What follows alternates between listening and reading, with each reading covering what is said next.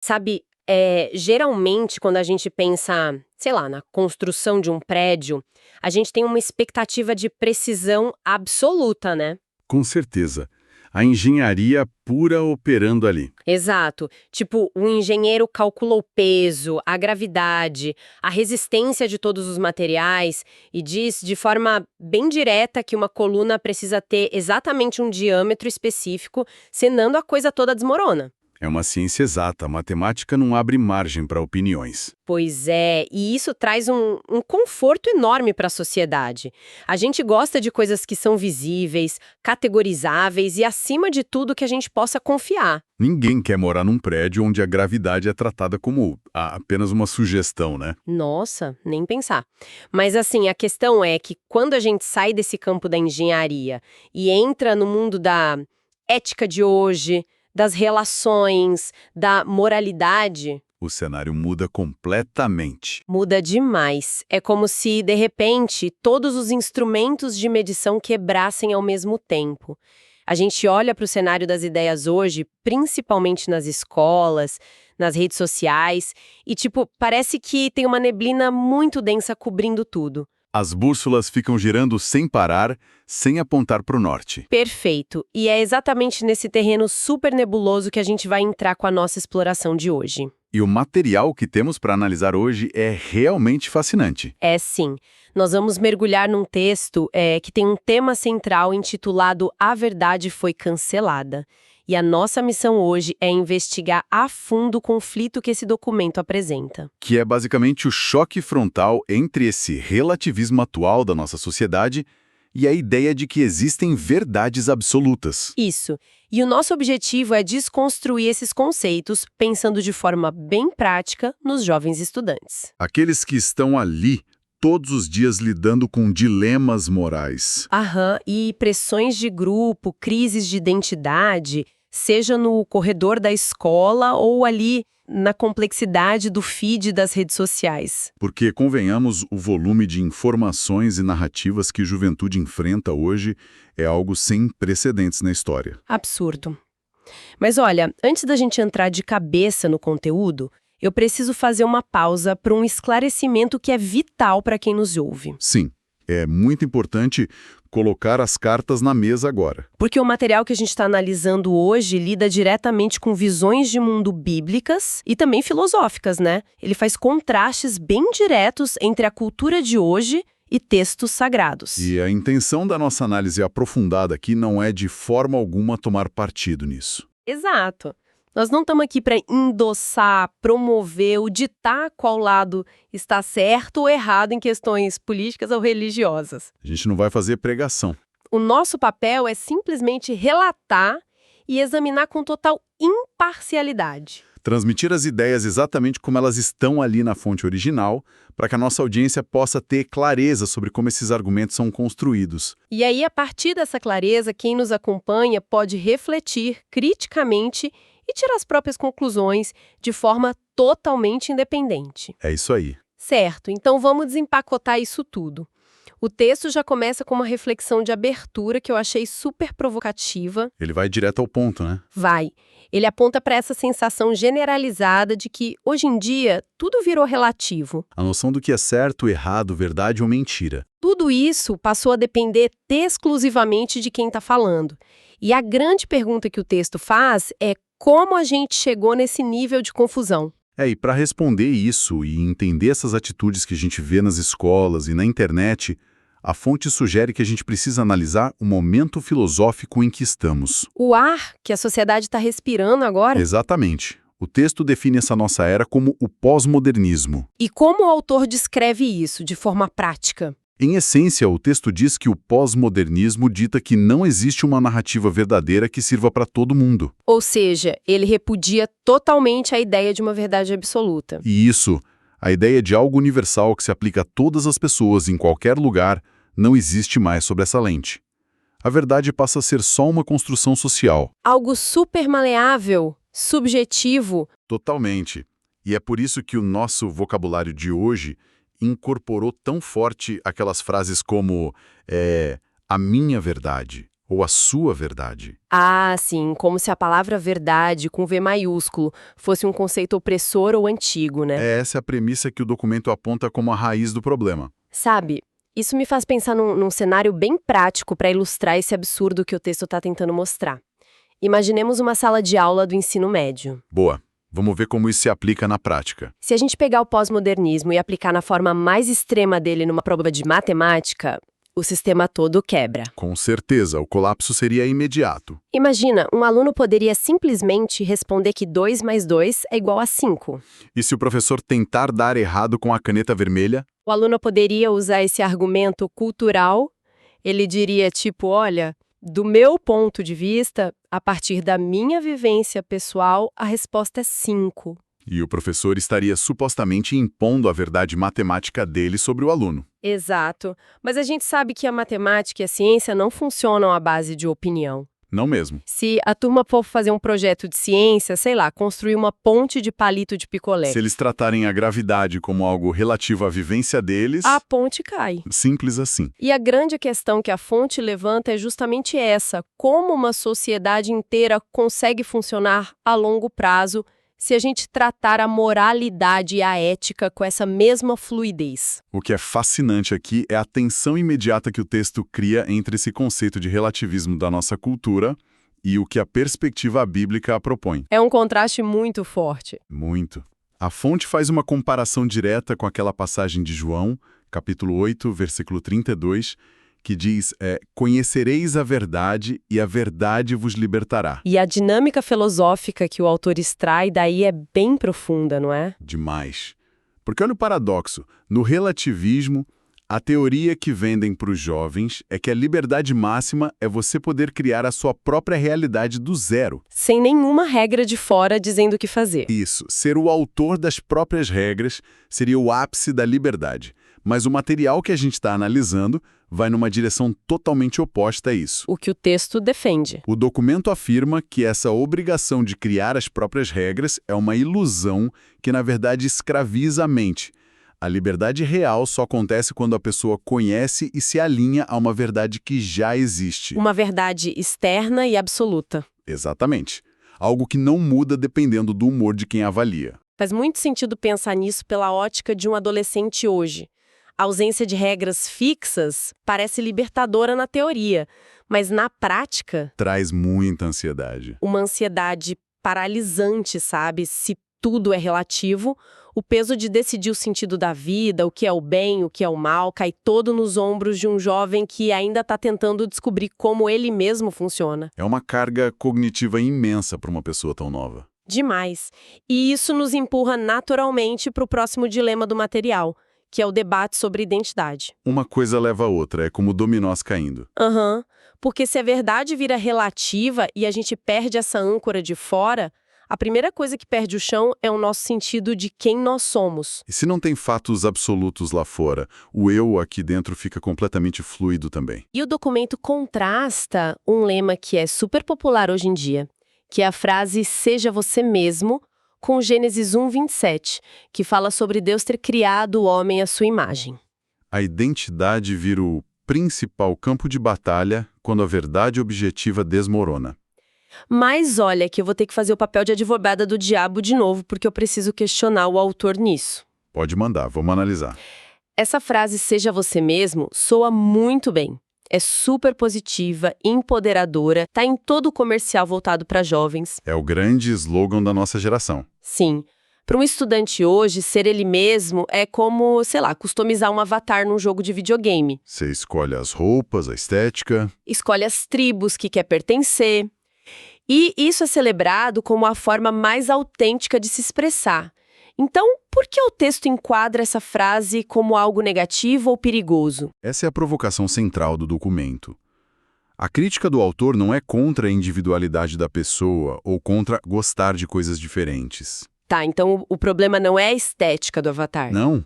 O grande conflito que o texto aponta está na fundação dessa identidade. Como assim, fundação? Quando a cultura diz, seja você mesmo dentro desse relativismo, Esse você só pode ser montado com base nos sentimentos internos da pessoa. E os sentimentos flutuam. Exatamente. Especialmente na juventude, os sentimentos mudam diariamente, às vezes em questão de horas. Depende muito, tipo, se o grupo aprovou, de quantas curtidas a foto teve, né? Sim. E edificar quem você é sobre sentimentos que mudam o tempo todo, segundo o texto, é como tentar construir uma casa em cima de areia movediça. Nossa, deve ser um processo mental exaustivo.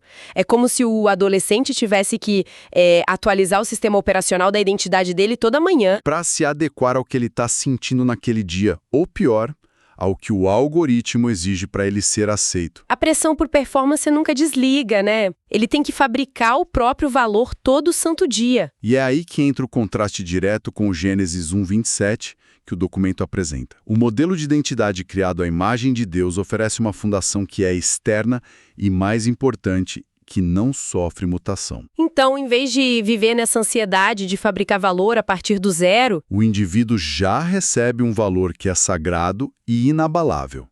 O texto argumenta que a identidade não precisa ser um projeto estressante de faça você mesmo. Ela já vem pronta. e não exige validação de terceiros ou like na internet para existir. Uau!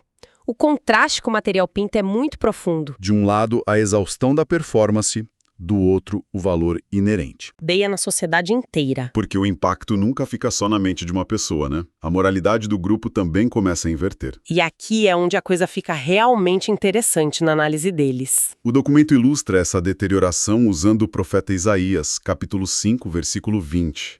Aquela passagem que diz, ai dos que ao mal chamam bem. E logo em seguida, para oferecer uma resposta para esse caos, o texto entra com o Evangelho de João 14,6. Onde Jesus diz, eu sou o caminho, a verdade e a vida. A conexão que o autor faz entre a doença da cultura e essa cura proposta é, sem dúvida, o ponto mais forte da argumentação. Sabe, para tentar visualizar melhor esse perigo de chamar o mal de bem que Isaías fala, eu gosto de imaginar uma situação cotidiana com tecnologia. Vamos lá, como seria essa analogia? Pensa num jovem tentando dirigir por uma cidade que ele não conhece, usando um aplicativo de GPS no celular. O objetivo do aplicativo é levar ele em segurança até o destino, desviando dos perigos. Isso.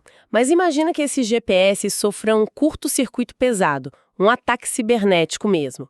E o mapa inverte. Fica tudo trocado. O GPS começa a mandar o motorista virar em alta velocidade em direção a um penhasco e a voz do aplicativo chama aquela rota mortal de um atalho seguro. Essa imagem perfeita do que o texto chama de inversão moral. Quando a sociedade começa a redefinir ativamente o que destrói como algo positivo e o que constrói como algo ruim, O efeito prático é exatamente dirigir uma tempestade com o GPS invertido.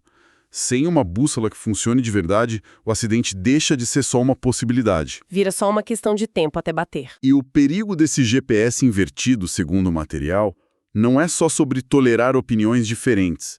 O relativismo chega numa fase ativa de inverter os valores morais básicos. Chamar a destruição de virtude e a consequência para os jovens é a desorientação total. Eles ficam ansiosos porque os sinais de trânsito estão apontando para o abismo, mas todo mundo ao redor está aplaudindo quem acelera. É uma loucura.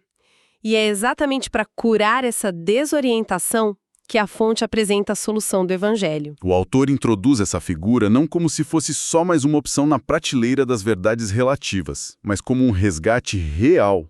Destacando aquela frase, eu sou o caminho, a verdade e a vida. Sim, a ideia do documento é que isso forneça um norte que é inegociável para quem está perdido no meio da neblina. Seria a bússola original sendo oferecida de volta para a humanidade. Um ponto de referência seguro que protege o indivíduo de cair no penhasco do GPS quebrado. Mas olha, isso nos leva a uma interrogação bem lógica. Qual? Se o texto apresenta uma solução tão boa, uma bússola externa que promete resolver a ansiedade de uma geração inteira, como é que a cultura de hoje reage a isso na prática? No mundo real a reação não é bem de gratidão alívio, né? Não, longe disso. E o texto base argumenta que essa rejeição visceral da sociedade não é nenhuma surpresa. O autor diz que isso já estava previsto há muito tempo. O raciocínio do documento puxa uma advertência bem antiga para explicar isso. Ele usa o texto de 2 Timóteo, capítulo 4, versículo 3, que avisa não suportarão a sã doutrina. Não suportarão. É um termo muito forte. Muito. E o autor amarra tudo isso mostrando que a humanidade precisa escolher entre uma verdade que confronta a pessoa ou uma mentira que simplesmente conforta ela. Focar nesse termo não suportarão é a chave para entender a nossa cultura agora. A incapacidade de tolerar algo diferente tem tudo a ver com a cultura do cancelamento. Que é algo absurdamente comum nas escolas e nas redes sociais. Demais. Se a gente analisar o ecossistema digital de um jovem hoje, tudo é controlado por algoritmos de conforto, sabe? As plataformas são feitas para mostrar só o que agrada ao usuário. Não tem atrito? Nenhum. Se um estudante esbarra num conceito moral que desafia a visão de mundo dele, ou que sugere que uma atitude que ele está tendo é errada, A resposta instintiva não é parar e debater a ideia. jamais. A primeira reação é bloquear, dar um unfollow, denunciar, orquestrar o cancelamento público para silenciar aquela voz. Nós desenvolvemos uma intolerância quase médica a qualquer desconforto intelectual. É uma alergia ao confronto. E se a gente conectar esse comportamento com tudo que viemos falando, o pós-modernismo, a fluidez da identidade, a análise do autor revela como isso culminou nas famosas câmaras de eco. Que é a materialização literal da frase "não suportarão a sã doutrina". Exato. Uma câmara de eco é aquele espaço na internet onde as pessoas só convivem com quem pensa exatamente igual a elas. Elas ouvem as próprias crenças sendo validadas o dia todo, sem nunca lidar com um contraponto real. Um ambiente super seguro para o ego, mas de uma segurança que é totalmente artificial. É muito frágil. O texto expõe que o sintoma máximo do relativismo é essa aversão gigantesca ao confronto moral. Porque, pensa bem, se o indivíduo virou o criador supremo da própria verdade. Qualquer pessoa que aponte um erro não está só discordando, né? Não, ela passa a ser vista como um agressor atacando a essência de quem o jovem é. Faz todo sentido, por isso a rejeição é tão brutal. A cultura prefere o conforto da ilusão, a mentira reconfortante de que as próprias escolhas nunca merecem crítica, porque isso não dá trabalho nenhum. Enquanto a verdade objetiva aponta falhas e exige um esforço enorme de mudança de vida, de arrependimento. O autor diz que a sociedade moderna prefere o anestésico do que passar pela cirurgia. Uma metáfora bem precisa. Então, o que tudo isso significa, né? Nós começamos a nossa exploração de hoje com a missão de investigar esse conflito entre as verdades relativas e as absolutas. E tentar entender como os jovens estudantes estão sobrevivendo no meio de tudo isso. E a nossa jornada pelo texto revelou uma reação em cadeia impressionante. A gente viu como o pós-modernismo tentou destruir a verdade universal, Que causou aquela crise na fundação da identidade. O esgotamento do seja você mesmo, em contraste com a paz de ter um valor pronto como imagem de Deus. Daí, com essa crise, o mapa da sociedade quebrou, invertendo os valores e chamando o mal de bem, o famoso GPS defeituoso. E no fim, para proteger as verdades individuais, a cultura ergueu muros, criando o cancelamento e as câmaras de eco, para não ter que suportar a sã doutrina. São dominós caindo, e um derruba o outro com uma lógica meio sombria, mas muito clara. E a forma como o autor amarra tudo isso no final não é com uma afirmação, é com uma pergunta, né? Sim, uma pergunta que funciona como um espelho para quem lê o material. Ele encerra propondo o seguinte dilema: verdade que confronta ou mentira que conforta? É a síntese perfeita do desafio de qualquer estudante hoje. Todos os dias, no corredor da escola ou rolando o feed, a juventude tem que escolher entre abraçar meias-verdades para ser aceita pelo grupo, Ou arcar com o custo social bem alto de sustentar posições sólidas. e é o tipo de pergunta que não tem como ficar neutro.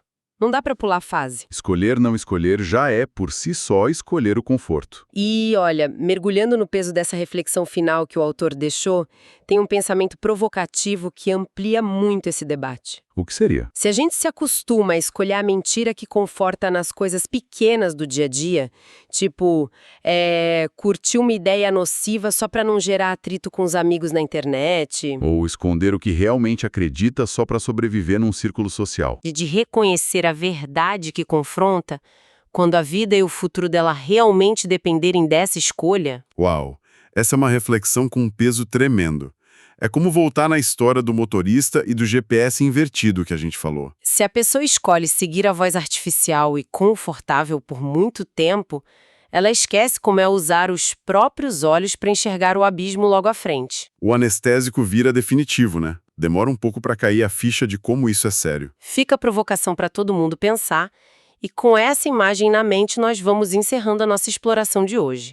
Agradecemos muito a quem acompanhou a nossa análise aprofundada até aqui. O nosso propósito foi destrinchar as ideias, mostrar os contrastes e a estrutura do argumento do autor, tentando sempre manter a clareza sem perder a complexidade do assunto. Esperamos que as analogias de hoje ofereçam ferramentas úteis para o cotidiano. Continuem questionando o que é entregue pronto pelos algoritmos e buscando sempre o fundamento real das coisas. Até o nosso próximo estudo.